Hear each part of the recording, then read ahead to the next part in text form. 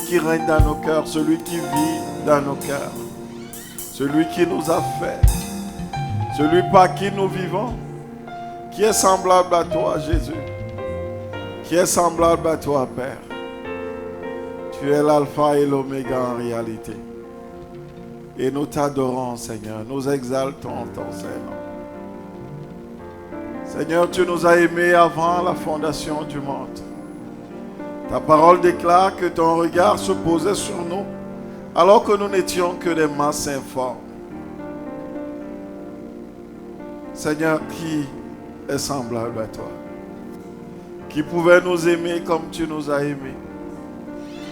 Le Dieu que tu es, Seigneur, tu as laissé tes statuts royaux et tu es venu sur la terre des hommes, prenant une condition humaine, Seigneur, afin de nous délivrer du monde de Satan et du péché. Tu es allé à la croix, Seigneur, et ton sang a été ruisselé, coulant sur la croix, afin que nous ayons la vie. Par ton œuvre à la croix, tu nous as restaurés. Tu nous as donné d'appartenir à la famille, à la grande famille, dont tu es le premier fils. Nous sommes bénis d'être tes frères, d'être membres de cette famille royale. Tu ne nous as pas laissés seuls, Seigneur. Tu nous as envoyé ton esprit qui est venu vivre en nous. Le conseiller de tous les jours, notre ami fidèle, notre enseignant parfait. Comment ne pas t'adorer, tendre Père? Toi dont l'amour à notre égard n'a point d'égal. Merci, Papa. Merci pour ton amour. Alléluia, alléluia. Alléluia, alléluia. Alléluia, alléluia à toi seul, Jésus. Hosanna à toi seul, Jésus. Hosanna au Dieu très haut. Hosanna à toi, Seigneur, dont le sang coula pour mon péché. Hosanna à toi, Père.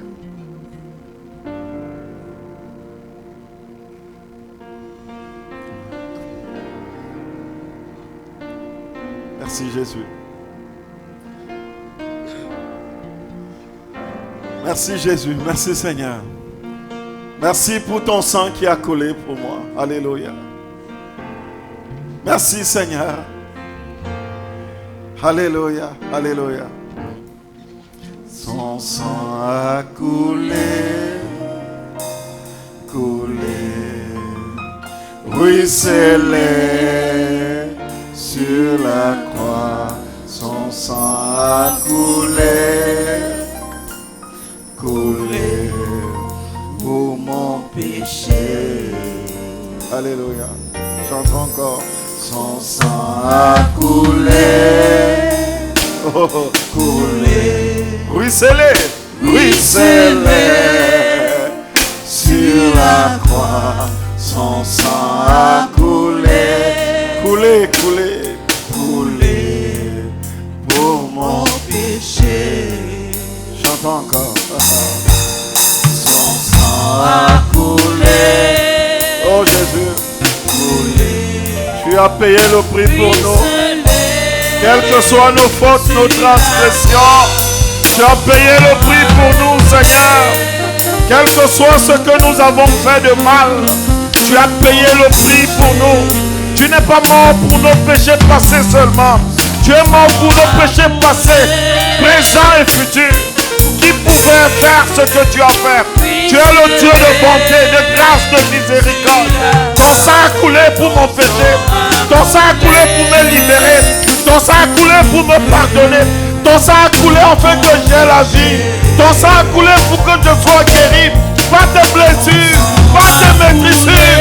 J'ai été libéré, j'ai été guéri. Ton sang a coulé pour chacun de nous. Alors reçois la gloire et l'honneur. Parce que ton sang a coulé pour moi. Ton sang a coulé pour ma soeur, pour mon frère. Alléluia, Jésus. Oh, merci Seigneur pour ce sang. Alléluia. Merci Seigneur. Toi seul est digne. Alléluia.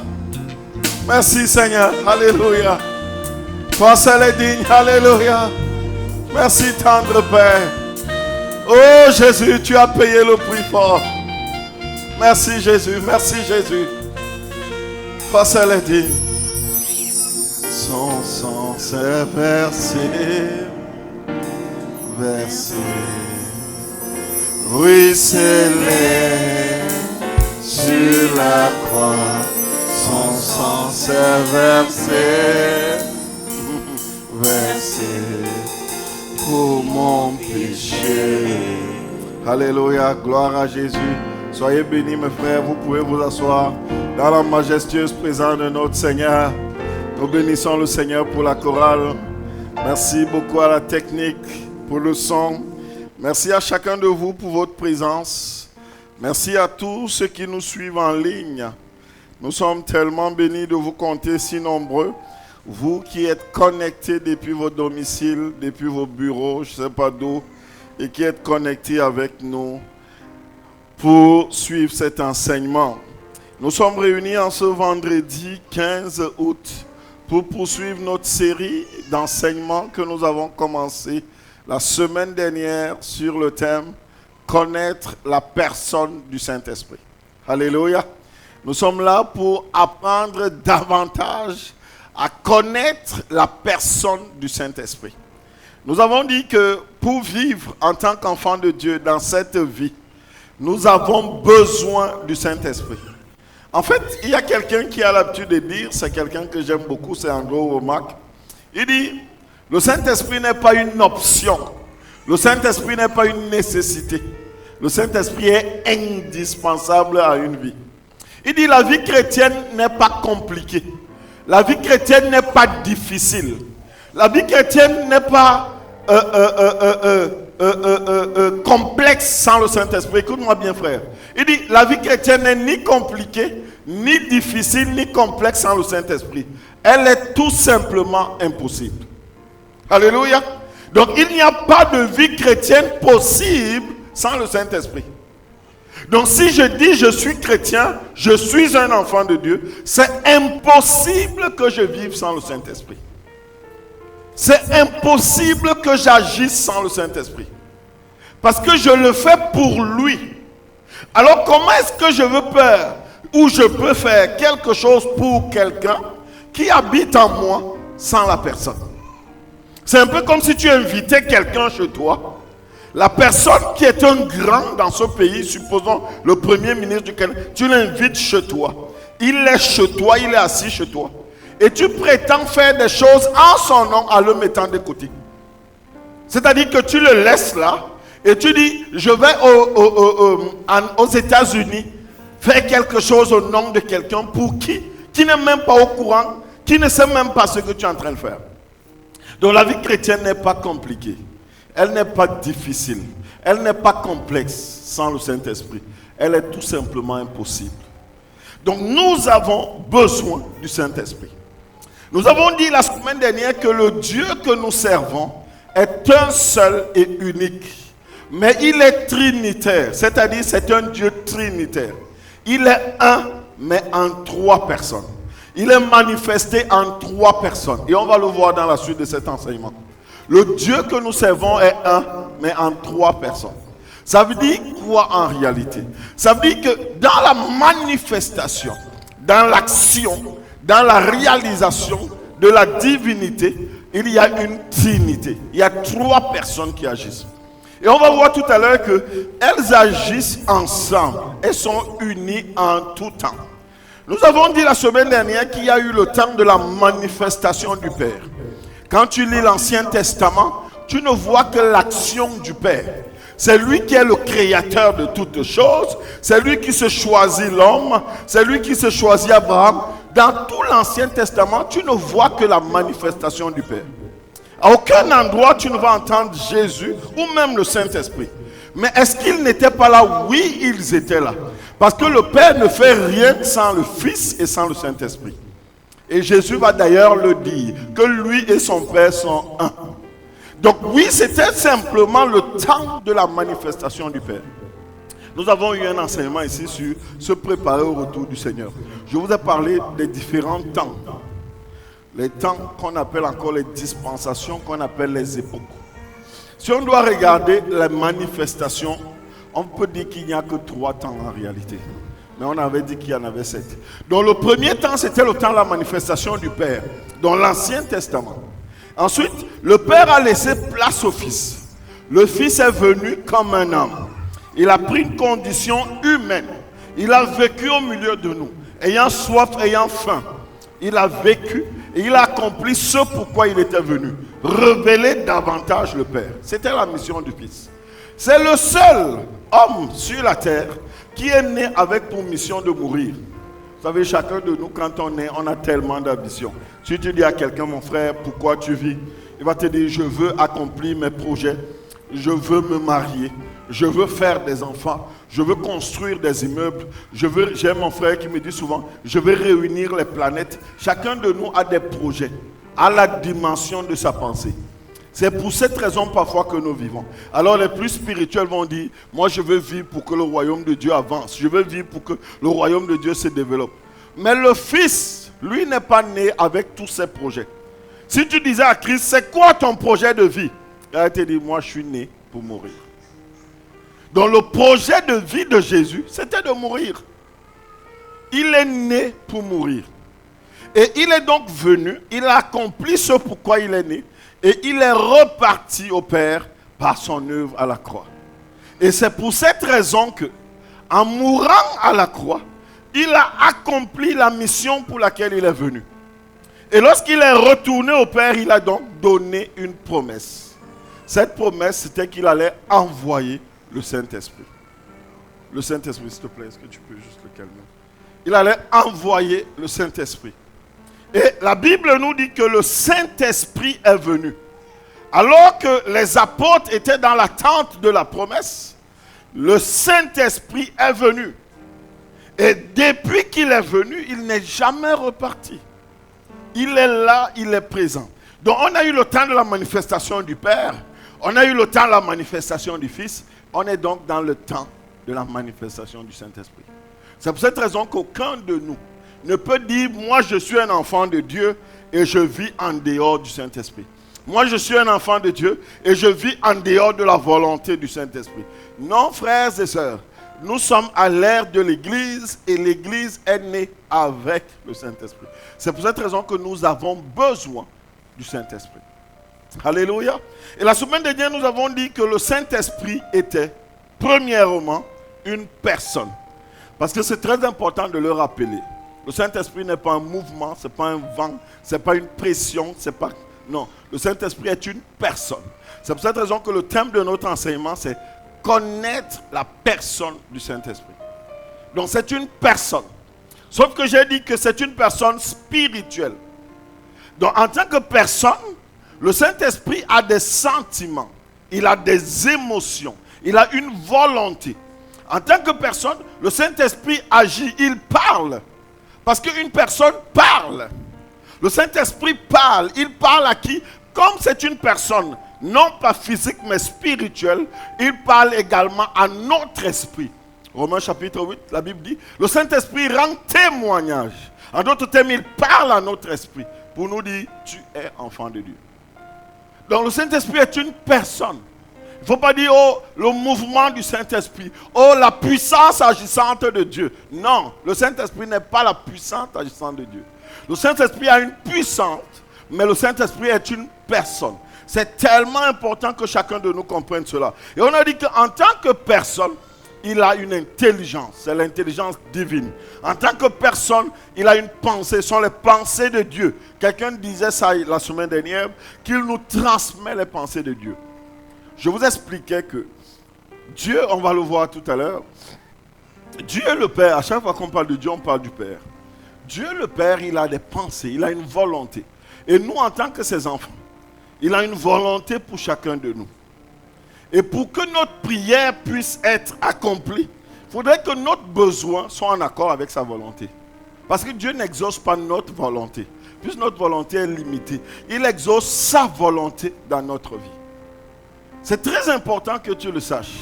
C'est pour cette raison que tu vas voir, il y a beaucoup de gens qui prient. Parfois, ils passent des nuits, ils disent, j'étais à la montagne. Ça fait 1 an que je prie. Ça fait 2 ans que je prie. Mais je ne vois pas la manifestation de Dieu. Non, frère, ça peut être une très bonne chose pour toi. Mais est-ce une très bonne chose pour lui? Est-ce qu'il va accomplir ce qui est bon pour toi ou ce qui est bon pour lui? On est d'accord qu'il connaît tout. Il est omniscient, il est omnipotent. Donc ça veut dire qu'en réalité, ce que toi tu crois être bon là, lui, il connaît mieux que toi combien c'est bon ou combien c'est pas bon. C'est pour cette raison que, parce qu'il t'aime, au lieu d'accomplir ta volonté, il va accomplir la sienne. C'est pour ça que lorsque les apôtres demandent à Jésus, apprends-nous à prier, il leur dit, quand vous priez, dites que ta volonté se fasse. Non pas que notre volonté se fasse. Beaucoup d'enfants de Dieu aujourd'hui ont des problèmes à laisser la volonté de Dieu s'accomplir. Et c'est pour cette raison que le Saint-Esprit est là pour t'aider à ce que la volonté de Dieu s'accomplisse dans ta vie. Ça peut te paraître compliqué, difficile aujourd'hui, mais si tu as la pensée de Dieu, tu comprendras que pour toi, il n'a que des projets de bonheur. Donc ça dit que sa volonté est extraordinaire, elle est excellente. Donc oui, le Saint-Esprit a des pensées, c'est la pensée de Dieu. Et donc c'est le Saint-Esprit qui va te transmettre la pensée de Dieu. C'est pour ça que la Bible dit que nous ne savons pas prier. Paul dit on ne sait pas prier. Il dit que le Saint-Esprit nous aide dans la prière. C'est pour ça que quand on prie, en tant qu'enfant de Dieu, il y a 2 choses qu'il faut toujours faire. Première chose, il faut demander au Saint-Esprit de prendre le contrôle. Vous savez, on dit souvent Saint-Esprit descend. Il n'a pas besoin de descendre, il est déjà descendu. Il dit Saint-Esprit, prends contrôle. Sature l'atmosphère de ta présence. Prends le contrôle de ma bouche, de mes pensées, de mes actes. Prends le contrôle. Parce que je vous ai dit, le Saint-Esprit, c'est un gentleman. Tu lui dis de faire, il fait. Il n'est pas comme le diable. Tu ne lui demandes pas, il prend possession quand même. Tu lui demandes, lâche-moi, il ne te lâche pas. Non, le Saint-Esprit, c'est un gentleman. Tu dis, Saint-Esprit, prends contrôle, il prend contrôle. Sature l'atmosphère, il sature l'atmosphère. Prends ma bouche, il prend ta bouche. Donc c'est pour cette raison que nous devons toujours, quand nous nous rassemblons, demander au Saint-Esprit de prendre contrôle. Et quand il a pris contrôle, tout esprit contraire se tait. Parce que là où il est, il ne peut pas avoir une puissance parallèle. Et quand il a pris contrôle, l'un des sujets de prière que nous devons avoir, c'est que Saint-Esprit accomplit la volonté de Dieu en moi. Ou alors transmets-moi la volonté de Dieu. Aucun père qui aime son enfant ne va exaucer la volonté de son enfant qui est en désaccord avec la sienne. Si tu aimes ton enfant, quand tu exauces la volonté de ton enfant, il faudrait qu'elle soit en accord avec la tienne. J'ai souvent dit, si mon enfant me demande un iPhone 16 alors qu'il n'a que 7 ans, c'est une prière. Si je lui donne ça, c'est que je ne l'aime pas. Mais s'il me dit, aide-moi à faire mes devoirs, c'est aussi une prière. Mais sauf que là, c'est clairement en accord avec la volonté du Père que je suis, je vais le faire. Alors apprenons à prier avec la volonté de Dieu. Et c'est le Saint-Esprit qui nous aide à connaître la volonté de Dieu. En tant que personne, il éprouve des sentiments. Il peut s'attrister. On peut attrister le Saint-Esprit. Vous savez, il y a beaucoup qui attristent le Saint-Esprit. Et quand tu attristes le Saint-Esprit, en réalité, lui, puisque c'est un gentleman, tu es en train simplement de lui dire, je n'ai pas besoin de toi. Et il va prendre la place que tu vas lui donner. Quand tu désobéis au Saint-Esprit, écoute, comme tout bon père, il te dit, fais ça, tu ne fais pas. Il te dit, fais ça, tu ne fais pas. Après, il te dit, mon fils, je t'ai dit de faire ça, regarde. À chaque fois, tu ne fais que lui désobéir. À un moment donné, tu vas l'attrister. Et c'est ça, le Saint-Esprit. C'est une personne qui éprouve des sentiments. Et il faut savoir que l'un des sentiments que le Saint-Esprit éprouve, et le plus grand d'ailleurs, c'est l'amour. C'est lui qui reprend dans notre cœur l'amour. La Bible nous le dit, dans Romains 5:5. Il reprend dans notre cœur l'amour. Le fruit de l'esprit, vous vous rappelez de Galates 5:22. L'amour, la paix, la patience, tout ça, ce sont des sentiments que le Saint-Esprit éprouve, qui va reprendre en nous. On a vu que le Saint-Esprit est également le gouverneur général du royaume de Dieu. Et je vous ai expliqué ce que c'est qu'un gouverneur général. Quelqu'un qui dirige, qui conduit, qui est le représentant du roi. Je vous ai expliqué qu'au Canada, on n'est pas dirigé par un premier ministre en réalité, mais par un gouverneur général. Parce qu'on est membre d'une monarchie. Et c'est exactement la même chose. Le Saint-Esprit est le gouverneur général du royaume de Dieu. C'est lui qui nous conduit, il nous dirige dans toute la vérité. Et on a dit enfin que le Saint-Esprit est Dieu. C'est important de le savoir. Quand on dit il est une personne, il faut comprendre que c'est une personne spirituelle, mais c'est une personne divine. C'est pour ça qu'on dit c'est la troisième personne de la Trinité. Alors le Saint-Esprit est Dieu. Il est Dieu. Vous vous rappelez dans Actes chapitre 5, quand Anania et Saphira ont menti à Pierre et au Saint-Esprit, Pierre a dit, c'est pas à moi que vous avez menti, c'est pas à un homme, mais c'est à Dieu. C'est au Saint-Esprit et à Dieu. Donc c'est important de comprendre cela, que le Saint-Esprit est Dieu. Et en ça, le Saint-Esprit transmet la pensée de Dieu. Il transmet la pensée de Dieu. Alléluia. Donc oui, voilà ce que nous avons vu la semaine dernière. Donc avant de poursuivre, je voudrais savoir, est-ce qu'il y a une question? Aujourd'hui, nous allons parler des symboles du Saint-Esprit et de la manifestation du Saint-Esprit en nous. Oui, on dit qu'il habite en nous, mais comment est-ce qu'on le voit? Comment est-ce qu'il agit? Quelles sont les formes d'action? Mais avant cela, est-ce qu'il y a des questions? Voilà, on a répondu à toutes les questions la semaine dernière. Est-ce qu'il y a des questions?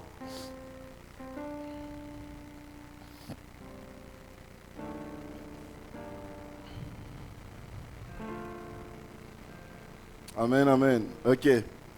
Donc, parlons donc rapidement des symboles du Saint-Esprit. Il faut savoir, mes chers frères et sœurs, qu'un symbole, c'est une forme de manifestation. C'est-à-dire, c'est une façon de rendre visible ou bien de montrer ou de démontrer quelqu'un ou quelque chose. C'est ça un symbole. Ce sont des formes physiques qui généralement matérialisent la présence du Saint-Esprit. Si on a dit que le Saint-Esprit est une personne spirituelle, il faudrait bien que je comprenne que je ne vais pas rencontrer Maman Judith, je dis que c'est elle le Saint-Esprit, et je marche avec elle. J'ai vu quelque part dans une partie du monde, il y a quelqu'un qui s'appelle Saint-Esprit. C'est un homme avec qui, dont je pense c'est une femme, avec qui tout le monde venait disant que c'est lui le Saint-Esprit. Non, le Saint-Esprit est une personne spirituelle. Mais comme nous sommes corps, âme et esprit, nous sommes esprit, il vient vivre en nous.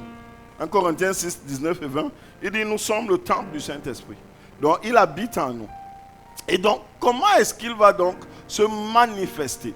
Comment est-ce qu'on va voir sa manifestation? Il va le faire par des symboles. Les symboles c'est quoi? C'est des formes physiques qui vont matérialiser la présence du Saint-Esprit. Donc, ils vont non seulement nous montrer que le Saint-Esprit est là, il agit, mais sont aussi des symboles qui vont traduire des fonctions du Saint-Esprit. C'est-à-dire qu'à travers ces symboles, on peut voir le Saint-Esprit à l'œuvre. Donc, il matérialise physiquement l'action ou la présence du Saint-Esprit. Et il va nous permettre davantage de mieux comprendre le Saint-Esprit. Et la Bible nous montre donc plusieurs façons par lesquelles le Saint-Esprit se matérialise. Le Saint-Esprit se montre, le Saint-Esprit agit. Il y a tellement de symboles. Mais moi, j'ai noté quelques-uns dont je voudrais partager avec vous. Donc, le premier symbole dont la Bible nous parle en matière de Saint-Esprit, c'est l'huile. Vous savez, il y a beaucoup de personnes à l'église qui ont souvent peur des choses, des symboles, surtout les symboles physiques. Par exemple, quand on parle d'huile d'onction, beaucoup de gens ont peur, ils disent, mais c'est quoi l'huile d'onction? Il y a des gens qui croient jusqu'à présent qu'il y a un endroit où on vend une huile qu'on appelle huile d'onction. Et il y a même parfois des milieux où on vend des huiles en disant que c'est des huiles d'onction. Non, mes bien-aimés, l'huile n'est rien d'autre que le symbole de l'œuvre du Saint-Esprit. Et c'est un symbole qui matérialise l'œuvre du Saint-Esprit dans 3 domaines spécifiques. La consécration pour le service, la guérison et l'illumination. Donc généralement, quand on veut consacrer quelqu'un pour le service, quand on veut le mettre à part, on lui donne l'onction du Saint-Esprit. Et cette onction-là, c'est pour le service. On va voir ça bientôt. C'est-à-dire qu'on est en train de confirmer le don de service en lui, en même temps qu'on dépose sur lui la puissance pour qu'il puisse servir, pour qu'il puisse passer à un autre niveau. Et donc l'huile symbolise donc le Saint-Esprit se déversant sur lui. Donc l'huile est un symbole du Saint-Esprit qui est généralement utilisé pour mettre en exergue le service. Généralement, c'est soit le service, soit la guérison. il y a des gens qui peuvent utiliser le symbole de l'huile pour guérir. Mais il faut bien comprendre qu'à chaque fois, ce n'est pas juste une recette. Quelqu'un est malade, allez, je lui verse de l'huile. Non, c'est le Saint-Esprit qui te dira, j'agirai par là, par le symbole de l'huile. Donc oui, on peut utiliser l'huile comme étant une manifestation du Saint-Esprit. Donc, généralement, toutes ces manifestations du Saint-Esprit sont décidées par le Saint-Esprit lui-même. Donc, ce n'est pas juste quelqu'un qui va dire, oh, bah là, je vais le faire par l'huile. Non. Donc, lorsque je consacre quelqu'un pour le service, généralement, j'utilise l'huile pour confirmer que c'est le Saint-Esprit qui le met à part pour son œuvre. Il faut savoir que quand Dieu choisit, dans l'histoire de la Bible, quand Dieu te choisit, en d'autres termes, quand il te met à part, la prochaine chose qu'il fait, c'est quoi? Qui peut nous dire? Quand Dieu te choisit, surtout pour le service, quel que soit d'ailleurs, quand il te choisit, la première chose, c'est qu'il te choisit. La seconde chose, c'est quoi? Dès qu'il t'a choisi, comment? Il te ouin. Oh, papa, non. Si j'avais un bonbon. Il te ouin. Donc, la première chose, c'est qu'il te choisit. La deuxième chose, c'est qu'il te ouin. Quand tu vois un ouin de l'Éternel, c'est que tu as vu un choisi de l'Éternel.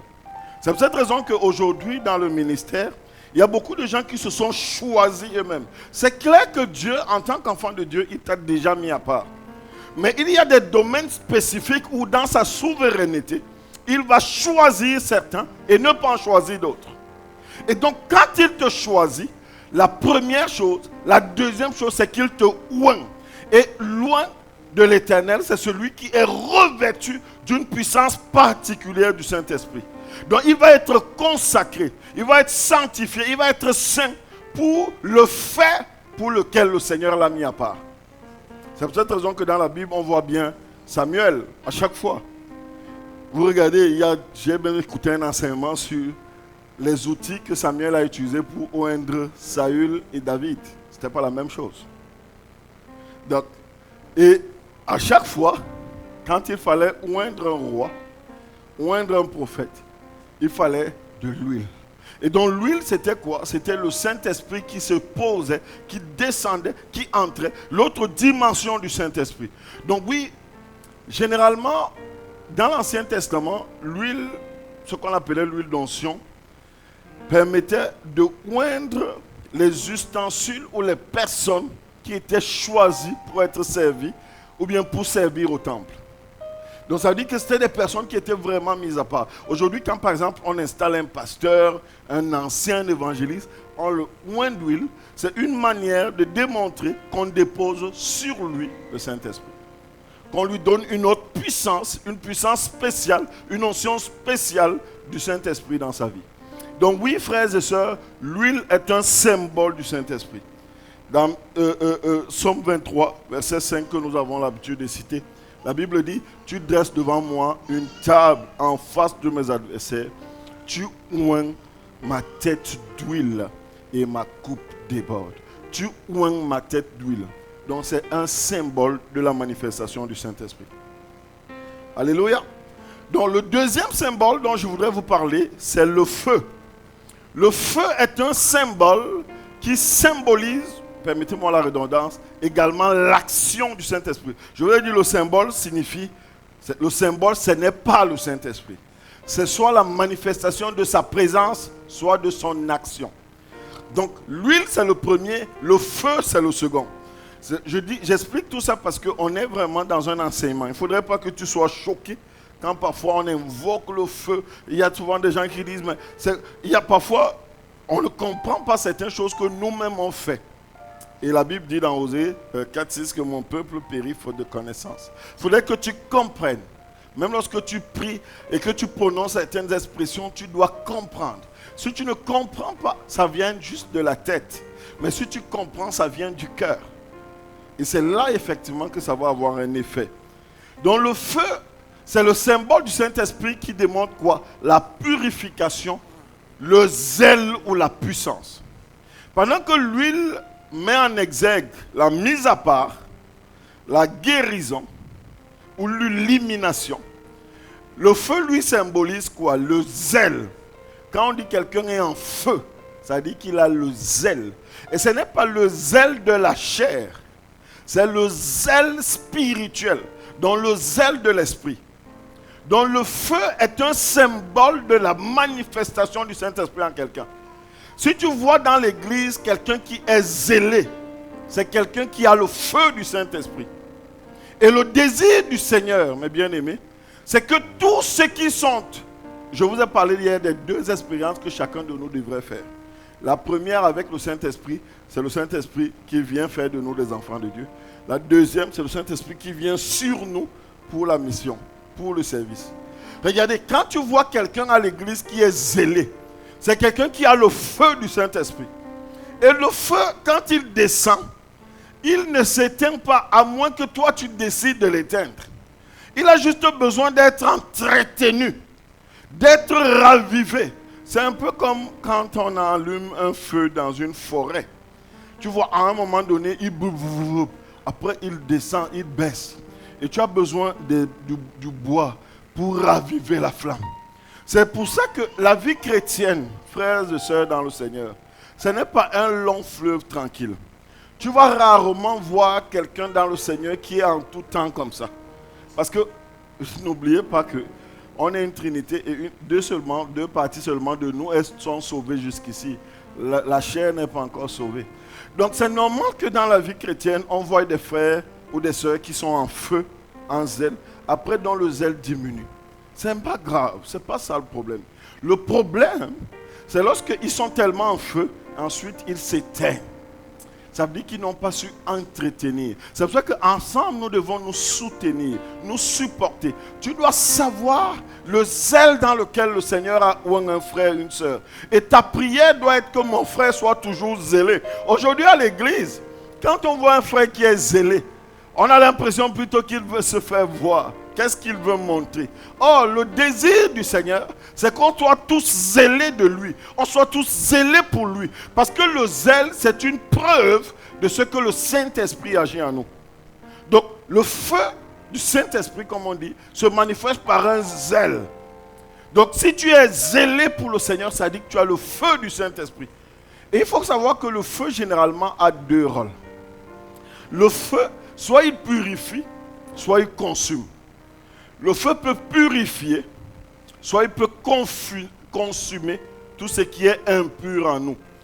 Donc c'est le symbole de ce que j'appelle l'ardeur spirituelle et la puissance manifeste de Dieu. La prière de chacun de nous doit toujours être: Seigneur, je veux être en feu. Vous savez, nous autres, quand on a cru, je ne sais pas pour vous. Vous savez, quand tu viens de rencontrer le Seigneur, il n'y a pas de meilleur moment que cela.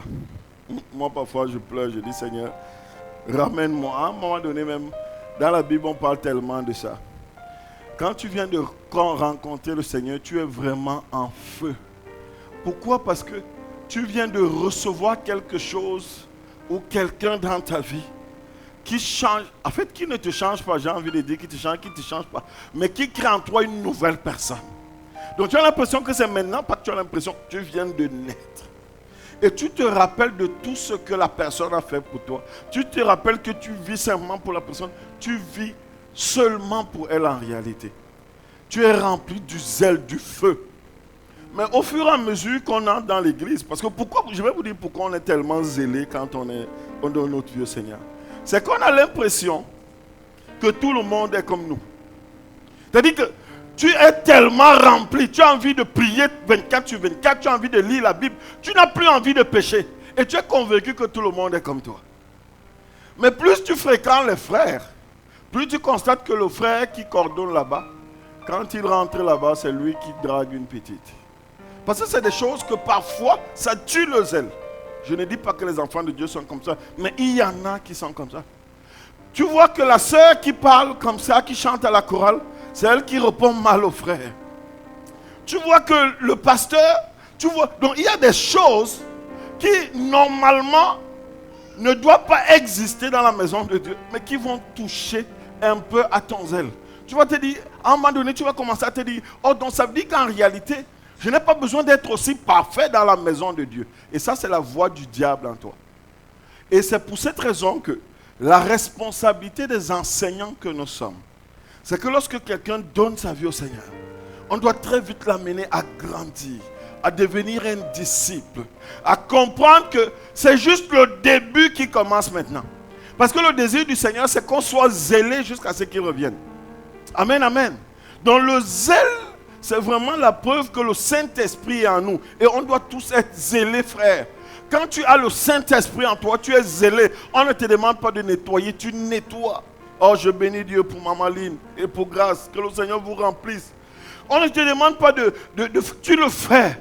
Tu ne le fais pas pour le pasteur, tu ne le fais pas pour les dirigeants. Tu le fais parce que c'est ta mission. Parce que c'est le domaine dans lequel le Seigneur t'a mis à part. Tu le fais comme si tu es le seul à l'église. Frère, moi j'ai des frères dans cette église qui sont des bénédictions pour moi. Et je vois ce feu. C'est-à-dire que quand tu les vois dans le zèle, frère, tu as envie de dormir. Je te dis la vérité. Moi, il y a des moments où j'ai envie de dormir. Parce que je sais que l'œuvre est entre de bonnes mains. Parce que je vois le zèle du frère. Il y a des domaines pour lesquels ici, et je bénis Dieu pour ça, tu n'as pas besoin de réfléchir. Le frère ou la soeur est tellement en feu dans ce domaine que c'est quasi impossible qu'il y ait une erreur. C'est comme ça que le Seigneur veut qu'on soit. Il veut qu'on soit tout le temps en zèle. Que moi je t'énerve, que tu ne t'énerves pas. Tu es en feu parce que le Saint-Esprit est en toi.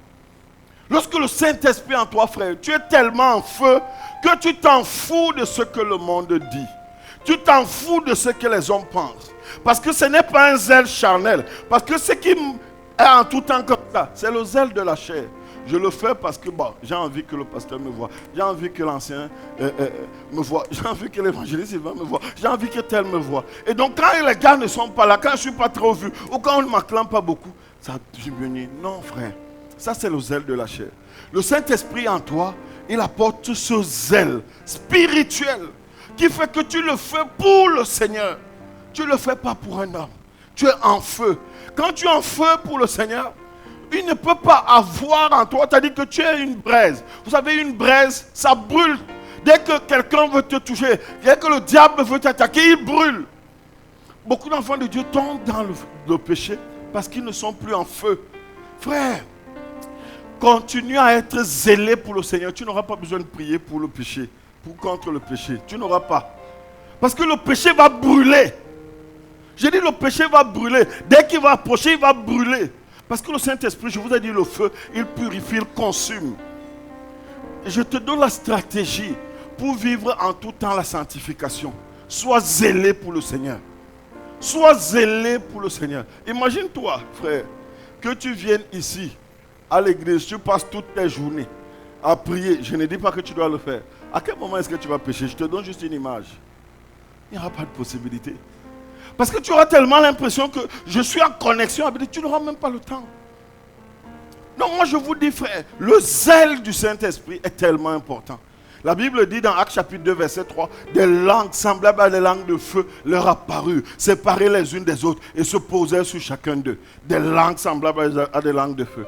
C'est ça le Saint-Esprit. Dans Exode 3, la Bible dit, l'ange de l'Éternel lui apparut comment? Dans une flamme de feu, au milieu d'un buisson. Vous vous rappelez lorsque l'ange de l'Éternel apparaît à Moïse, dans Exode 2, la Bible dit dans une flamme de feu. Je vous ai dit, nulle part on ne va dire le Saint-Esprit. Mais vous pensez que quand on parle de l'ange de l'Éternel, c'est qui? C'est le Saint-Esprit au milieu du buisson. La Bible dit Moïse regarda et voici le buisson était tout en feu et le buisson ne consumait point. Ça brûlait mais ça ne consumait pas. Donc le feu qui brûle sans consumer montre une présence qui purifie sans détruire. Le feu du Saint-Esprit va te purifier sans te détruire. Parce que le feu de la chair, il te détruit. C'est-à-dire que tu commences à dégraisser. Tu étais fidèle au programme de la semaine. Tu ne viens plus à l'église. Le vendredi, tu cherches même un travail. Parce que tu dis, il n'y a rien là-bas. Après, tu te dis, tu commandes généralement par les matinées de grâce. Tu étais fidèle aux matinées de grâce. Tu dis, non, il n'y a rien. Le diable te laisse quoi, il n'y a rien. Après les matinées de grâce, au programme de vendredi, non, il n'y a rien. Après, c'est le dimanche, tu commences à choisir les cultes. Après, tu ne viens plus à l'église. Après, tu commences à trouver des arguments. Tu commences à insulter l'œuvre de Dieu. C'est comme ça que beaucoup d'enfants de Dieu tombent. Ils sont consumés, au point qu'ils se détruisent. Mais le feu du Saint-Esprit est comme celui d'Exode. Il consume. Il agit. il va être en feu, tu vas être en feu, sans pour autant que tu ne sois consumé, sans pour autant que tu ne sois détruit. Ça, c'est un symbole du Saint-Esprit. Il va te brûler, il va brûler tout ce qu'il y a de mauvais, mais il ne va pas te consumer. Alléluia. Il va brûler l'esprit impur et il va allumer le zèle. Donc ça, c'est le deuxième symbole, le feu. Le troisième symbole, c'est l'eau. Là, on a souvent l'habitude de chanter fraîche rosée. Alléluia. Descendez sur nous tous, ô divines ondes. Là, on parle de qui? On parle du Saint-Esprit. La fraîche rosée, l'eau est un symbole du Saint-Esprit. La pluie, la rosée, les fleuves d'eau vive couleront de votre sang. Tout ça, c'est des symboles qui matérialisent l'action ou la présence du Saint-Esprit. C'est le rafraîchissement. C'est la vie. Vous savez, l'eau symbolise la vie. L'eau symbolise l'abondance. Le Saint-Esprit en toi, tu vas être dans l'abondance. Tu vas être dans la fraîche rosée. Tu vas être tout le temps restauré. C'est-à-dire que lorsque tu tombes même, tu vas être restauré. Parce que le Saint-Esprit en toi. Lorsque quelqu'un a le Saint-Esprit, lorsque le Saint-Esprit agit en quelqu'un, la personne ne reste jamais longtemps à terre. Je dis jamais. Vous savez, les gars qui sont souvent tellement remplis du Saint-Esprit, à un moment donné de leur vie, ça va choquer quelqu'un ce que je vais dire. À un moment donné de leur vie, parfois ils tombent. Et parfois ils tombent même beaucoup. Surtout au début de leur marche avec le Saint-Esprit. Mais ils ne peuvent jamais rester à terre. Parce que le feu va consumer très vite l'action mauvaise. Le symbole de l'eau va les raviver.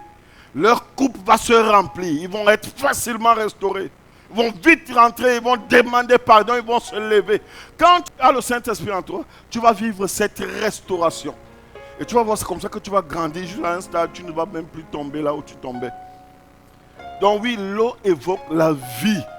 L'eau évoque la saturation intérieure. L'Esprit abreuve, renouvelle et fait porter du fruit. Quand tu es rempli du Saint-Esprit, on voit le fruit. Vous savez, un vase qui est plein, il va se verser. Et quand il va se verser, il va généralement arroser son entourage. Si tu n'es pas rempli d'eau, si tu n'es pas rempli du Saint-Esprit, tu ne peux pas arroser les autres. Rappelez-vous, je vous ai dit, le Saint-Esprit, c'est le gouverneur général du royaume de Dieu. Et en cela, il agit sur cette terre au travers de chacun de nous. Et pour qu'il agisse au travers de chacun de nous, il faudrait d'abord qu'il agisse en nous. Donc c'est pour ça qu'en symbole d'eau, il faudrait que toi-même tu te sentes rempli. Il faut que ton vase déborde.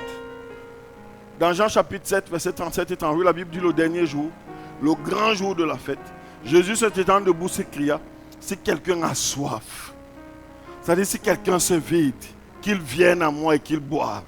Celui qui croit en moi, il dit, des fleuves d'eau vive couleront de son sein. Celui qui croit en moi, des fleuves d'eau vive couleront de son sein. Au verset 39, la Bible dit, il dit cela de l'Esprit qui venait de recevoir ceux qui croiraient en lui. Car l'Esprit n'était pas encore parce que Jésus n'avait pas encore été glorifié. Bon, là, le verset 39 explique les versets 37 et 38. Si tu lis Jean chapitre 7, tu vas bien comprendre ce que je suis en train de dire. Donc il dit, ceux qui croient en lui, si quelqu'un a soif, qu'il vienne à moi et qu'il boive. Parce que celui qui croit en moi, des fleuves d'eau vive. Le Saint-Esprit est pour ceux qui croient en Jésus. Et donc, frère dans le Seigneur, quel que soit le domaine où tu sens que tu es sec, est-ce dans ta vie de prière? Est-ce dans ta vie de méditation? Est-ce dans la manifestation du fruit de l'Esprit? Il y a des domaines parfois où tu es sec. C'est parce qu'en réalité, tu ne t'abreuves pas à la source. Le Saint-Esprit est cette eau dont tu as besoin pour rallumer, pour refroidir, pour arroser ta vie. Quand quelqu'un est rempli du Saint-Esprit, il est arrosé. Il est arrosé. Alléluia. Vous savez, la sécheresse dans le peuple d'Israël traduisait la désobéissance, l'éloignement de Dieu. Quand le peuple d'Israël passait par des temps de sécheresse parce qu'ils étaient loin de Dieu.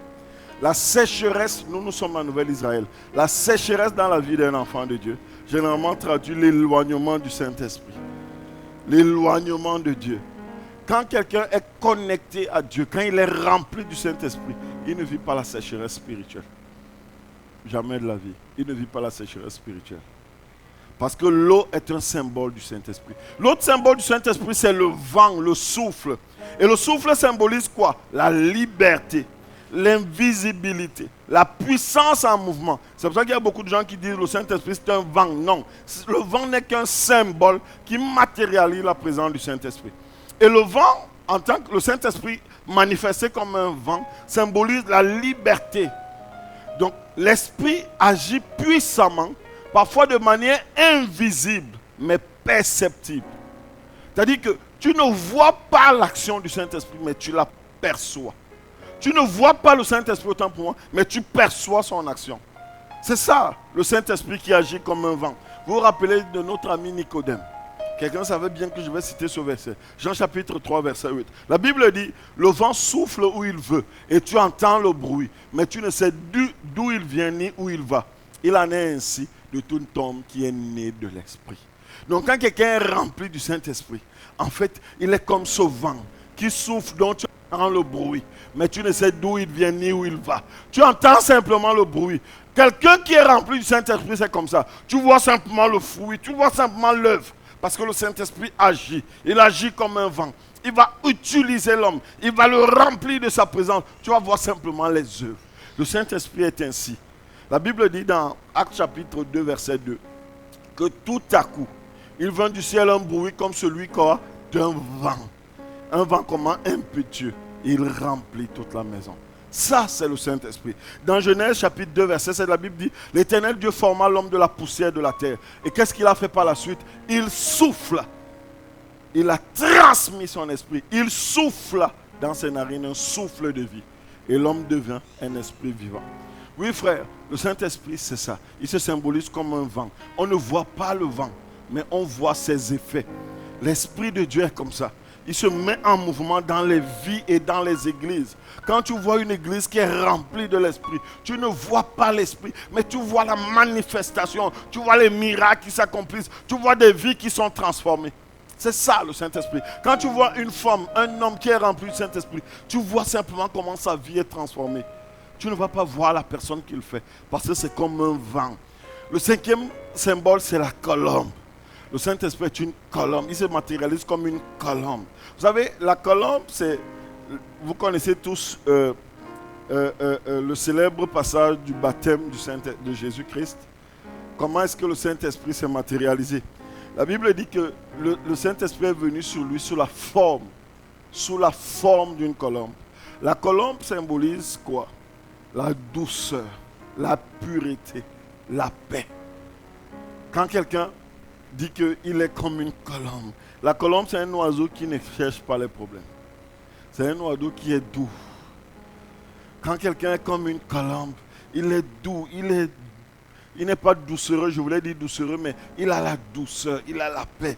Quand quelqu'un est rempli du Saint-Esprit, c'est pareil. La colombe exprime la nature sainte et paisible de l'Esprit. C'est ça la colombe. Dans Matthieu 3, verset 16, la Bible dit, dès que Jésus eut été baptisé, il sortit de l'eau. Et voici les cieux s'ouvrirent. Et il vit l'Esprit de Dieu descendre comme une colombe et venir sur lui. Il vit l'Esprit de Dieu descendre comme une colombe et venir sur lui.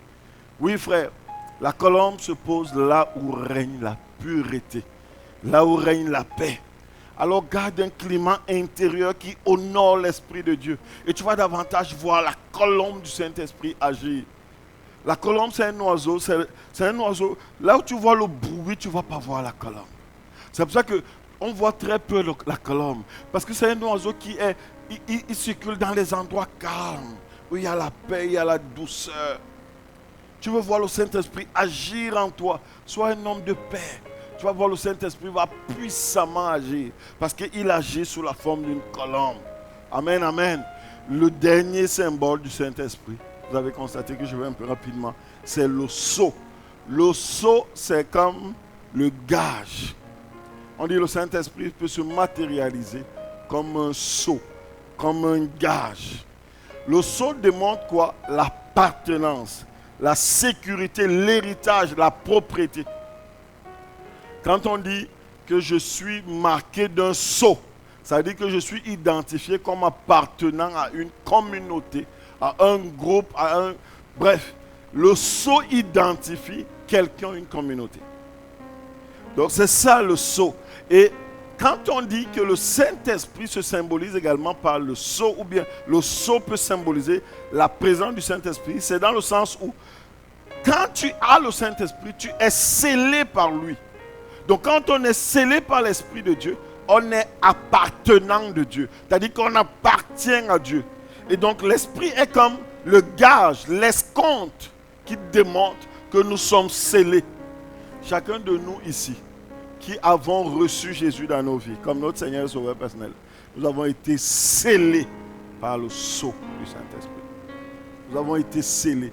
Alors je vais dire à quelqu'un, tu es béni parce que tu as été scellé par le sceau du Saint-Esprit. Dans Éphésiens chapitre 1, verset 13 et 14, la Bible dit, en lui vous tous, non, vous aussi, après avoir entendu la parole de vérité, l'évangile de votre salut, en lui vous avez cru et vous avez été scellés du Saint-Esprit qui avait été promis, lequel est un gage de notre héritage pour la rédemption de ceux que Dieu s'est acquis à la loi de sa gloire.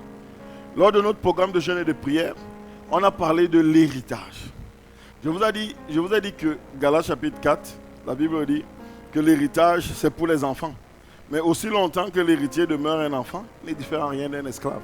Et pendant notre programme, on avait vu que le Saint-Esprit, c'est lui qui est comme le notaire, qui confirme que oui, on est héritier. Il ne se limite pas à être ce gage-là, mais il est aussi celui qui va amener notre héritage à la manifestation. Alors quand tu es un enfant de Dieu, quand tu dois être scellé du sceau du Saint-Esprit. Tu dois être scellé, mis à part, identifié comme quelqu'un qui a le Saint-Esprit. Donc voilà mes bien-aimés, les 6 symboles du Saint-Esprit que j'ai identifiés dans la Bible. Et ce sont des symboles qui démontrent l'action ou la présence du Saint-Esprit, n'oublie pas.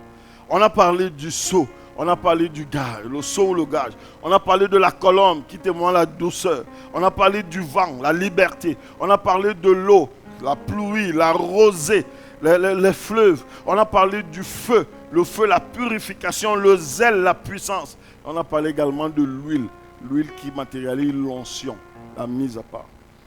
Et je voudrais maintenant, en 2 ou 3 minutes avant de prendre les questions, s'il y en a, dire quelque chose pour terminer. Le Dieu que nous servons, ne l'oublie jamais, c'est un Dieu trinitaire, donc un Dieu en 3 personnes. Il ne faut pas l'oublier, le Dieu que nous servons, parce que tout ça tu dois comprendre. Si tu as compris ça, tu as compris Dieu, un Dieu trinitaire, donc un Dieu en 3 personnes. Et dans ce Dieu en 3 personnes-là, tu ne peux pas les dissocier.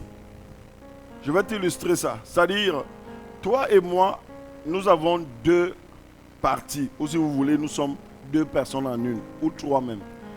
On a la personne intérieure, qui est l'âme et l'esprit. Et on a la personne extérieure, qui est le corps. Si un enfant de Dieu n'a pas compris ça, il va vivre vraiment uniquement dans une seule dimension, celle du corps. La différence entre le chrétien et le païen, c'est que le païen vit dans la dimension seulement du corps. C'est-à-dire que tout c'est pour asservir le corps. Tout c'est pour le corps. Il est vraiment chaud. Est-ce que tu peux pas ouvrir la porte? La porte là. Parce que j'ai l'impression que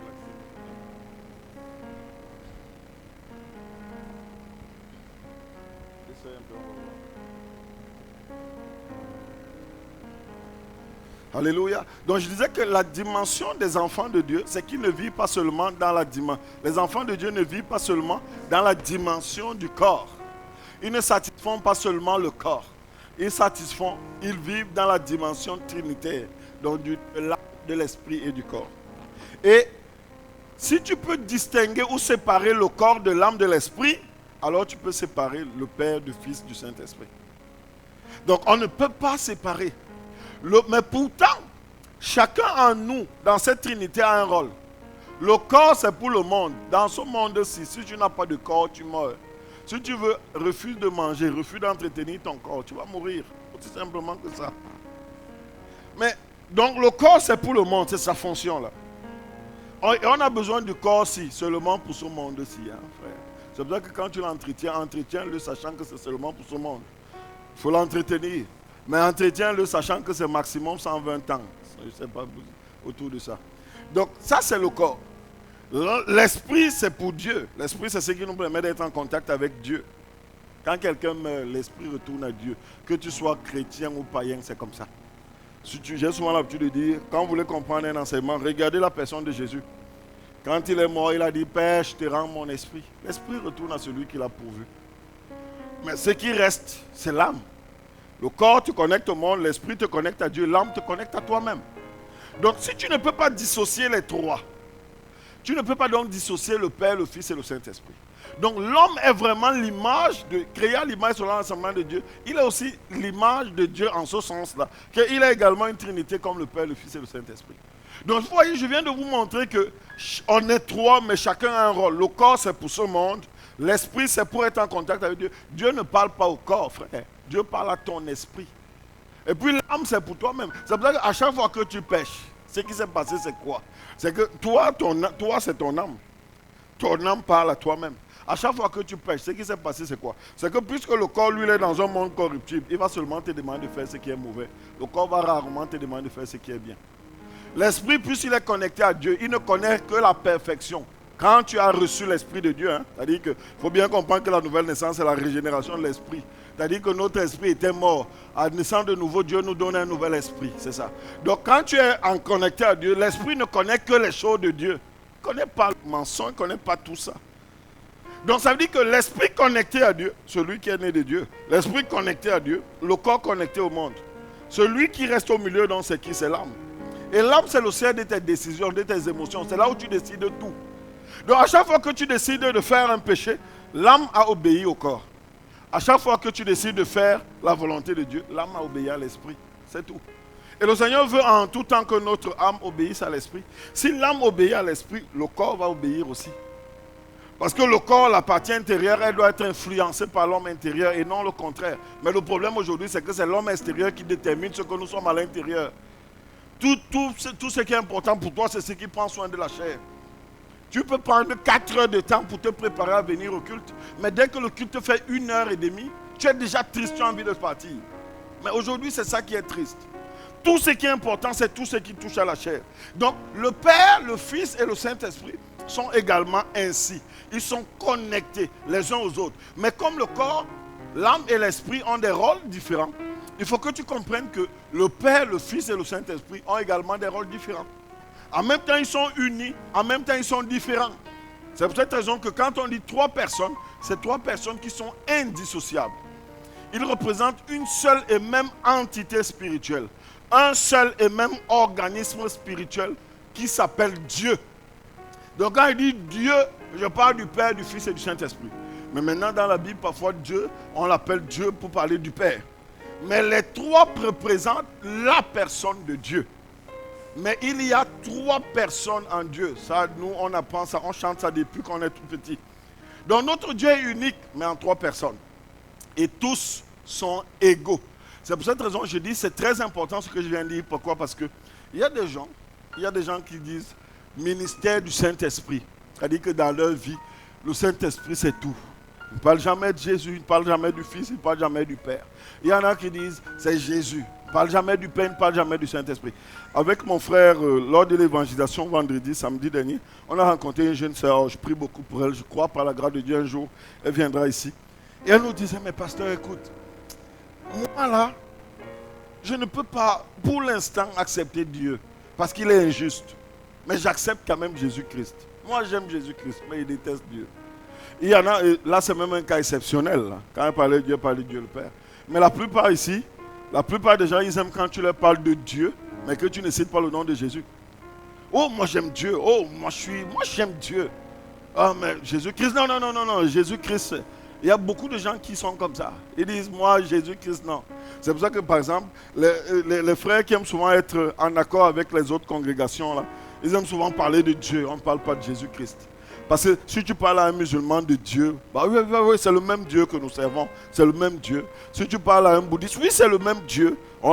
C'est Dieu, il y a un être supérieur. Mais si tu leur parles de Jésus-Christ, là, vous avez des problèmes. Là, ça commence à être compliqué. Non, non, non, non, non, non, non, non, Jésus-Christ. Mais sauf que, si tu parles de Dieu, et que tu penses que Dieu est différent de Jésus-Christ, tu ne parles pas du même Dieu que moi.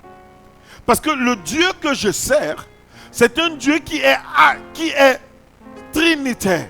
Donc le Père, le Fils et le Saint-Esprit, c'est ça Dieu. Donc Jésus-Christ est Dieu. Le Saint-Esprit est Dieu. Le Père est Dieu. Donc je ne peux pas les dissocier. Je ne peux pas les dissocier. C'est un peu comme tu disais, je parle de l'âme de Cyril, mais je ne parle pas de son corps. Je ne peux pas les dissocier. Donc ils sont tous égaux. Et ils participent à une même essence divine. Mais ils sont, quand même fondamentalement distincts. Ils sont égaux. Ils forment la même personne en Christ, en Dieu, mais ils sont quand même différents en quelques points. Donc c'est important de comprendre cela. Donc qu'est-ce qui fait donc leur unité et qu'est-ce qui fait leur distinction? La première chose dont je voudrais te parler rapidement, c'est leur unité. Ils sont unis. Le Père, le Fils et le Saint-Esprit sont un et indissociables. Ils sont unis de quel point de vue? Du point de vue travail. Frères dans le Seigneur, le Père, le Fils et le Saint-Esprit sont un quand il s'agit du travail. Il n'y a rien que le Fils fait sans le Père. La Bible dit, Jésus qui lui-même dit, que les œuvres que je fais, c'est le Père qui est en moi qui le fait. Dans Jean. Donc le Saint-Esprit, le Fils et le Père, ils sont unis dans l'œuvre. Et je vais t'illustrer ça plus tard, la semaine prochaine. Mais ce que tu dois savoir, si tu comprends cette partie-ci, même ta manière de prier va changer. Vous savez, quand on demande quelque chose, à qui est-ce qu'on demande? À qui est-ce qu'on demande? Quand je prie, à qui est-ce que je parle? Normalement, à qui est-ce qu'on demande quelque chose? Au Père. C'est au Père qu'on dit, on demande. Mais on demande au Père au travers de qui? Au travers du Fils, c'est-à-dire de Jésus-Christ. Et on le fait par qui? Par le Saint-Esprit. Donc si je ne prie pas avec le Saint-Esprit, et si je ne passe pas par le Père, par le Fils, je ne suis pas en train de parler au Père. C'est pour ça que le seul médiateur entre nous et le Père, c'est le Fils. Et la seule voie entre le Père et nous, c'est le Saint-Esprit. Le Saint-Esprit n'est pas le médiateur. Il est celui qui est en nous, qui nous dit, voici ce que tu peux demander au Père. Regarde, si tu lui demandes ça, il va te donner. Mais si tu demandes l'autre là, oublie, tu peux même faire 1 an. C'est pour ça que si tu pries par la chair, tu peux passer. Vous savez, frère, la Bible dit, osez que vous dites, qui dit là que le peuple périt faute de connaissance, là, frère. Prenez ça au sérieux. Quand tu veux même prier, frère, assure-toi que tu es en train de prier pour le Saint-Esprit. C'est pour ça que moi, c'est que vous voyez.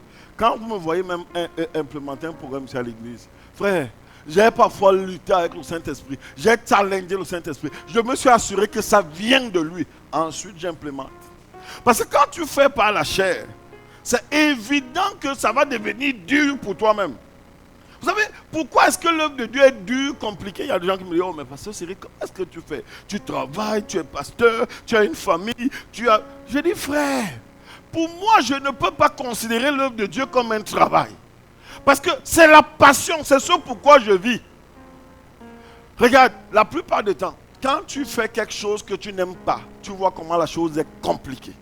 Combien c'est difficile. Moi, j'ai fait un travail dans ma vie que je n'aimais pas. En fait, j'aimais le travail, mais je n'aimais pas les personnes avec qui je travaillais. Ça, c'était à une certaine époque.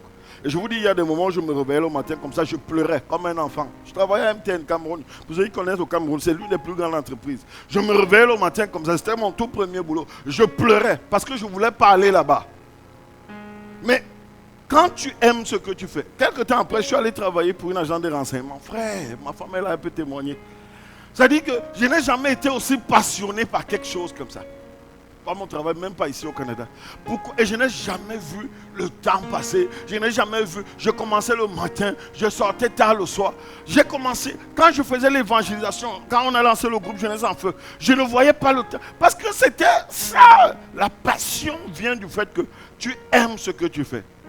Et il faut bien comprendre, mes frères et sœurs, que le problème de l'église aujourd'hui, c'est que c'est ça. On a du mal à laisser le Saint-Esprit créer en nous cet amour.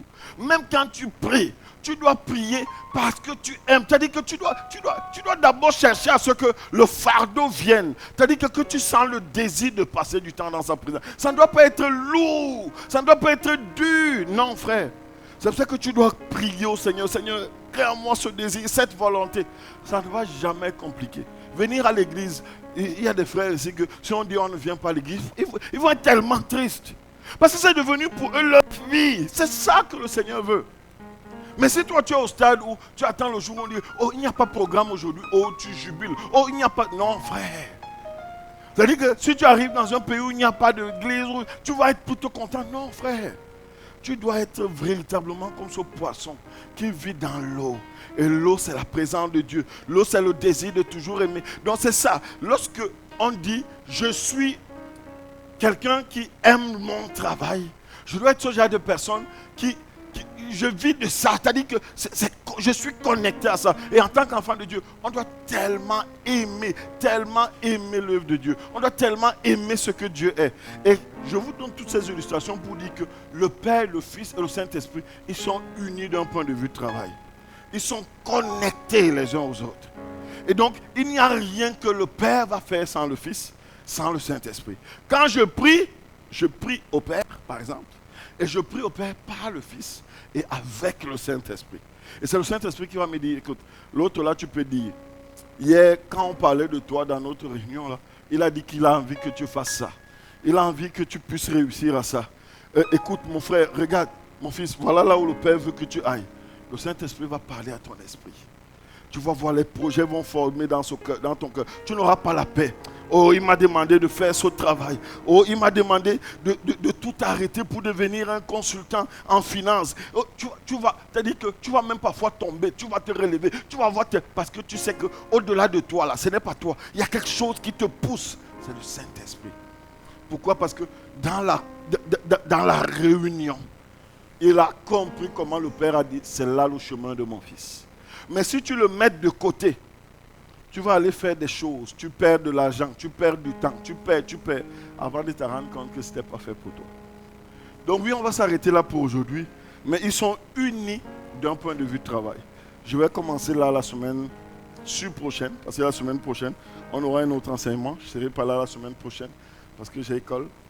Mais je voudrais dire à quelqu'un, il faudrait qu'au terme de cet enseignement, frère, que tu laisses le Saint-Esprit prendre contrôle. Je vous dis, frère, quand tu laisses le Saint-Esprit, je vous ai dit dernièrement, je ne sais pas qui posait la question. Moi, ma prière, je ne suis pas encore arrivé à ce stade. Mais à une époque, j'étais même arrivé, pour être honnête. J'ai envie, quand je me réveille le matin, je dis, oh bonjour Saint-Esprit. C'est-à-dire que tu sens que tu es avec le Saint-Esprit à côté de toi. Quand tu veux aller manger, tu dis, Saint-Esprit, est-ce que je mange? C'est-à-dire quand tu arrives à ce stade-là, et puis la réponse est tic au tac. Il dit, oui, vas-y. C'est-à-dire que même les choses banales que tu dises, Saint-Esprit, quelle est ta volonté? Amen. Donc voilà ce que nous voulions partager aujourd'hui. J'ai été un peu lent, mais j'avais vraiment envie de nous transmettre ces choses aujourd'hui. Est-ce qu'il y a des questions avant qu'on ne prie? Amen. Voilà, c'était tellement clair. Oui, Papa Dimi, donnez le micro à mon bien-aimé. Alors, ok, on a vu les symboles. De l'huile. L'huile, le feu, le vent, ouais. La colombe. Je voudrais bien savoir, où est dans ce symbole-là, la place de parler la langue est à quel niveau? Est-ce que c'est un symbole ou ça entre dans... Oh man, une excellente question. Excellente question. Est-ce que le parler en langue est un symbole du Saint-Esprit? Ça, c'est une excellente question et je comprends le sens de la question du frère. Parce qu'on a souvent l'habitude de dire, si tu es rempli du Saint-Esprit, ça va se matérialiser par le parler en langue. Ça, vraiment, c'est... Mais je voudrais dire ici que c'est différent des symboles dont je parlais ici. Je parle ici des symboles qui matérialisent soit l'action du Saint-Esprit, soit sa présence. Oui, effectivement, ici, il s'agit des symboles qui sont effectivement attachés à la personne du Saint-Esprit. Pourquoi j'ai dit ça? Parce que tu vas voir la différence entre le parler en langue ou le Saint-Esprit et les symboles. Le parler en langue n'est pas un symbole du Saint-Esprit. Le parler en langue, c'est un don du Saint-Esprit. Et la différence entre le symbole et le don, c'est que le symbole est attaché à la manifestation, de la personne elle-même. J'aurais cherché dans mon esprit, ça ne vient pas vite, mais si ça vient, je vais bien illustrer. Maintenant, le don, c'est quoi? Le don, lui, il est attaché à celui à qui on l'a donné. Je t'explique. Si j'ai souvent l'habitude de dire, si je donne ce stylo, il n'est plus à moi, je l'ai donné. Maintenant, la personne qui l'a reçu doit pouvoir l'utiliser. Le parler en langue, c'est un don que le Saint-Esprit donne. Il démontre effectivement que le Saint-Esprit est en moi. Donc ça veut dire que dans le sens de ce que j'ai dit tout à l'heure, on peut voir ça effectivement comme un symbole. Parce que si quelqu'un n'a pas le Saint-Esprit, il ne peut pas parler en langue. Donc ça veut dire qu'il démontre. Mais il y a des gens qui ont le Saint-Esprit qui ne parlent pas en langue. C'est pour ça que ce n'est pas forcément un symbole dans le sens de l'attacher au Saint-Esprit. C'est un symbole dans le sens de l'utilisation. Parce que je peux te donner ce cadeau et tu ne t'en sers jamais. Il y a des gens qui ont reçu le don du parler en langue qui ne parlent jamais en langue. Pourquoi? Parce qu'ils ne veulent même pas ce don-là. Vous savez, il y a des gens à qui tu donnes un cadeau, ils ne te disent pas qu'ils n'aiment pas le cadeau, mais en réalité, ils ne l'aiment pas. Il va garder, tu lui donnes une chaussure, il va garder ça dans son placard toute sa vie. Il ne sait pas que le jour où tu ne lui as pas donné cette chaussure avant, que le jour où il va sortir avec la chaussure là, c'est peut-être le jour. Bah là, je parle par exemple d'une soeur qui n'est pas encore mariée. C'est peut-être le jour où le frère va l'identifier. Je prends juste un exemple banal. Donc, c'est pour dire que oui, le parler en langue, c'est un don du Saint-Esprit. Lorsque le Saint-Esprit vient en nous, dans la dimension sur nous, on va voir les 3 dimensions la semaine d'après. Saint-Esprit avec, sur nous et en nous. Lorsqu'il vient sur nous, il va donc se matérialiser. Ou bien nous, on va matérialiser sa présence par le parler en langue. Mais j'insiste encore sur le fait qu'il y a des gens qui ont reçu le Saint-Esprit sur eux, mais qui ne parlent pas en langue. Pourquoi ils ne parlent pas en langue? Non pas parce qu'ils n'ont pas reçu, mais simplement parce qu'ils ont refusé le don. Soit ils ont refusé le don, soit, deuxième raison, ils ne savent pas qu'ils ont reçu ce don. Tu imagines un peu quelqu'un à qui tu as donné un cadeau, qui ne sait pas, qui a refusé d'ouvrir le cadeau. Il ne sait pas ce qu'il y a à l'intérieur du cadeau. Alors, le cadeau, c'est un iPhone 17. Il ne sait pas que c'est un iPhone 17. Il a gardé ça là, il a refusé d'ouvrir. Pourquoi? Parce qu'il est concentré à autre chose. Donc, c'est pour cette raison que les dons du Saint-Esprit, il donne à qui il veut. Mais, il veut... je vais dire ça comme ça. Le don du Saint-Esprit, il donne à qui il veut. Donc, ça veut dire que si quelqu'un n'a pas le parler en langue, si quelqu'un ne parle pas en langue, il n'a pas besoin de s'inquiéter. Personne n'est sauvé, ne va au ciel parce qu'il parle en langue. Mais le parler en langue, c'est une preuve quand même de la présence du Saint-Esprit en nous. Et maintenant, il faudrait que tu puisses t'exercer. J'explique. Il faudrait que quand tu reçoives un don, tu puisses l'utiliser. Le parler en langue, on s'exerce. Vous savez, Paul, à un moment donné, il dit, moi, je rends grâce à Dieu de ce que je parle en langue plus que vous tous. Moi, je m'exerce à parler en langue. J'affine mon parler en langue. La manière dont je parle en langue aujourd'hui, ce n'est pas comme ça que je parlais en langue avant. Vous savez, ma femme a passé son temps, pas son temps, la majeure partie de son temps en Europe. Elle a habité et vécu dans un pays où on parle une autre langue. À une époque, quand je parlais avec ma femme, elle était en Allemagne, moi je ne parle pas l'allemand. Quand je parlais avec ma femme, même de manière inconsciente, elle était toujours en train de me parler en allemand. Je me rappelle d'une expression qu'elle parlait tout le temps, azo, ceci. Mais aujourd'hui, ça fait très longtemps que je n'ai pas entendu ça de son vocabulaire. Pourquoi? Parce qu'elle n'exerce pas. Avant, quand elle venait en vacances, elle était toujours au téléphone avec ses amis en Allemagne. Mais plus le temps passe, plus elle n'est plus en contact, elle n'est plus repartie en Allemagne. Elle n'exerce plus le parler en langue de l'allemand. Ça veut dire qu'aujourd'hui, si elle doit parler en langue en allemand, il faudrait qu'elle puisse faire des efforts. C'est la même chose avec le parler en langue. Si tu n'es pas connecté au Saint-Esprit et si tu ne manifestes pas le désir de davantage parler en langue, tu ne vas pas parler en langue. Mais ça ne veut pas dire que tu n'as pas reçu le don. Donc ce n'est pas un symbole dans le sens de l'huile, de l'eau et tout. C'est un don que le Saint-Esprit donne à ceux qui le désirent, à ceux qui aspirent. Et il y a des gens qui ont reçu ce don, mais qui ont refusé d'utiliser. Par exemple, je termine par là. Je connais un frère qui avait écouté un enseignement. Il parlait en langue. Il a écouté un enseignement. Comme quoi le parler en langue est resté avec les apôtres. Quand on ne parle plus en langue. Depuis cet instant, ce jour-là, je ne l'ai plus jamais entendu parler en langue. Est-ce que le Saint-Esprit n'est pas en lui? Le Saint-Esprit est en lui. Mais le gars ne s'exerce plus. Il refuse le don. Il refuse le don que le Saint-Esprit lui donne. Donc oui, le parler en langue, c'est un don. Ça fait partie des dons. On va parler de ça dans peut-être 3 semaines. Je vais parler des dons du Saint-Esprit et je vais parler du parler en langue. Tu peux me parler également de la prophétie. Tu peux me parler également... Il y a plusieurs dons du Saint-Esprit dans le parler en langue. Et je vais t'expliquer pourquoi les dons. Contrairement au symbole, le don c'est pour l'utilité commune. C'est pour cette raison que faisons attention même quand on parle en langue. C'est le seul don d'ailleurs qui a deux sens. Donc on parle pour édifier Dieu, mais c'est aussi pour l'utilité commune. Merci beaucoup Papa Dimi, très bonne question. Donc c'est un don et donc un symbole du Saint-Esprit. Donc le parlant là ne peut pas symboliser le Saint-Esprit, il manifeste juste en quelque sorte que celui qui a reçu le Saint-Esprit, le don, vraiment l'a reçu. Ouais. Oui, vas-y. Prends le micro.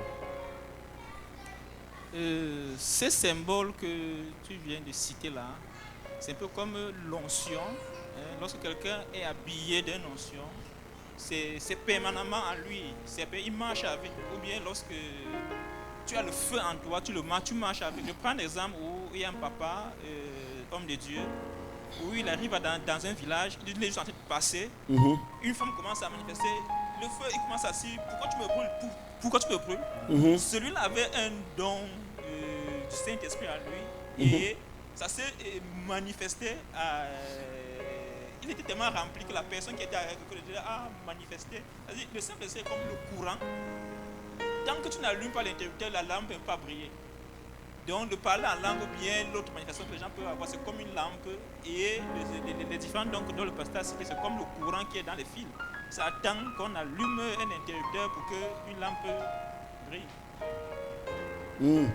Bon, je comprends un peu, effectivement. Bref, c'est un peu dans le sens du feu ou de l'eau. Effectivement, en fait, le rôle du Saint-Esprit, c'est quoi? C'est d'agir en nous d'abord et d'agir au travers de nous. Toute personne qui est remplie du Saint-Esprit, tu ne peux pas être à côté de cette personne, Gigi, et tu n'es pas impacté.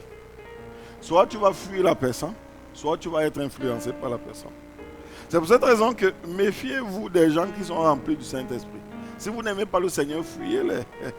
Et c'est pour ça qu'il faut prier pour être rempli vous-même du Saint-Esprit et d'avoir au milieu de vous des gens qui sont remplis du Saint-Esprit. Vous savez, l'église d'Éphèse, c'est une église que j'aime beaucoup. La Bible dit qu'ils avaient tous les dons. Première caractéristique. Deuxième caractéristique. Tous les dons étaient dans l'église. Deuxième caractéristique. Chaque membre de l'église avait au moins un don. Troisième caractéristique. Ils ont mis les dons au service commun. Et vous allez voir que c'est l'une des églises, quand vous voyez les épîtres de Paul, c'est l'une des églises que Paul ne va pas reprocher grand-chose. Bon, dans Apocalypse, c'est autre chose là. Donc, c'est pour ça que c'est important dans une église de prier pour qu'on soit tous remplis du Saint-Esprit. Tous, on va voir la semaine ou dans 2-3 semaines que quand tu es rempli du Saint-Esprit, le frère dit, tu es comme un courant qui affecte les autres. Imagine-toi qu'on soit tous à la même fréquence. Le problème des enfants de Dieu aujourd'hui, c'est qu'il y a beaucoup qui ne veulent pas grandir. Donc oui, Papa Dimi, le parler en langue, ce n'est pas un symbole. C'est vraiment plus une démonstration visuelle de ce qu'on a reçu, le don du Saint-Esprit. Donc c'est un don. Est-ce qu'il y a une question? Une autre question? Oui, maman Judith.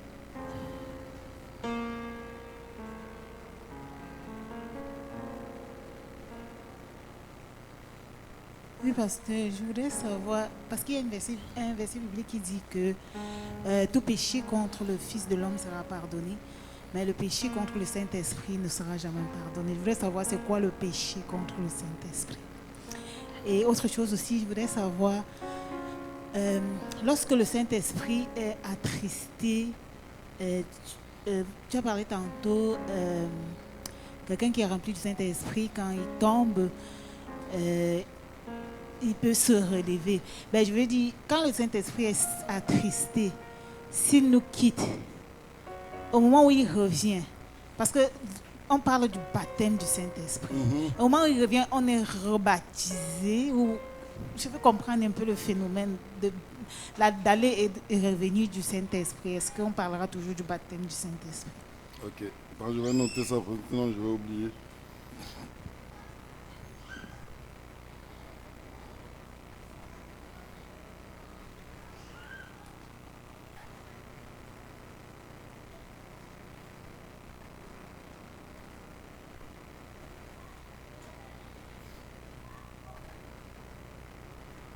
Ok.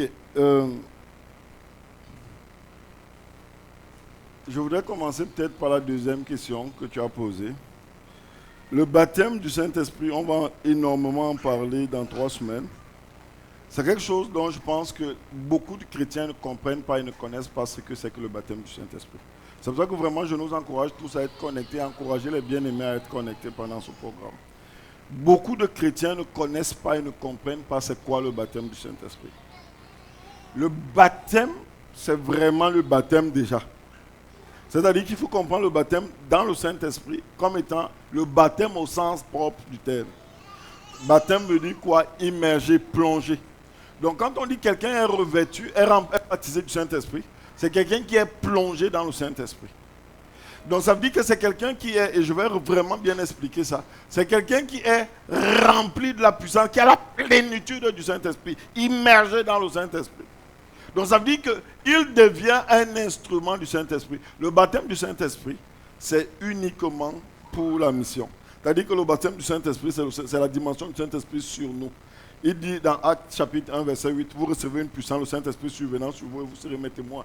Dans Actes chapitre 2, la Bible dit qu'ils étaient tous ensemble et il vint du ciel un bruit comme celui d'un vent impétueux, blablabla. Et la Bible dit qu'ils furent tous remplis du Saint-Esprit. Et qu'est-ce qui va se passer par la suite? Pierre, qui avait peur, va se mettre à prêcher, les âmes vont être guéris. S'il n'était pas baptisé du Saint-Esprit, il ne pouvait pas. Dans Actes chapitre 9 et 12 et autres, la Bible dit à un moment donné, Paul va dire, est-ce que vous avez reçu le Saint-Esprit quand vous avez cru? Il dit que non, on a juste été baptisé du baptême de Jean. Donc c'est pour dire que le baptême du Saint-Esprit, c'est vraiment une autre expérience. Est-ce qu'on perd le baptême du Saint-Esprit? Est-ce qu'on peut se rebaptiser d'eau? J'ai expliqué ici qu'on n'a pas besoin de se baptiser une seconde fois. Si on a déjà été baptisé. La notion de rebaptême n'existe pas en réalité. Si j'ai déjà été baptisé, je n'ai pas besoin de me baptiser. Parce que baptiser, c'est quoi? C'est mourir et ressusciter dans le baptême d'eau. Donc, je me rebaptise ou je me baptise si je n'ai pas été baptisé au préalable. Si j'ai déjà été baptisé, je n'ai pas besoin de me rebaptiser. En d'autres termes, si j'ai été baptisé du Saint-Esprit, je n'aurai pas besoin de me rebaptiser du Saint-Esprit. D'ailleurs, c'est le Saint-Esprit qui baptise. Parce que le baptême d'eau, moi, je peux baptiser. Mais le baptême du Saint-Esprit, ce n'est que Dieu qui baptise. Donc non, quand tu es baptisé du Saint-Esprit, tu es baptisé du Saint-Esprit. Mais maintenant, est-ce que tu peux attrister le Saint-Esprit? Oui. Et c'est ça qu'on va parler dans 3 semaines. Est-ce que tu peux éteindre le Saint-Esprit? Oui. Est-ce que tu peux attrister le Saint-Esprit? Oui. Est-ce que tu peux mettre le Saint-Esprit en colère? Oui. Est-ce que tu peux ne plus être sous l'action du Saint-Esprit? Oui. Mais est-ce pour autant que le Saint-Esprit t'a quitté? Non. Je ne crois pas du tout qu'un enfant de Dieu, un vrai enfant de Dieu, et là vraiment on va en débattre si vous voulez dans 3 semaines, je ne crois pas du tout qu'un vrai enfant de Dieu peut perdre son salut. Je ne crois pas à ça.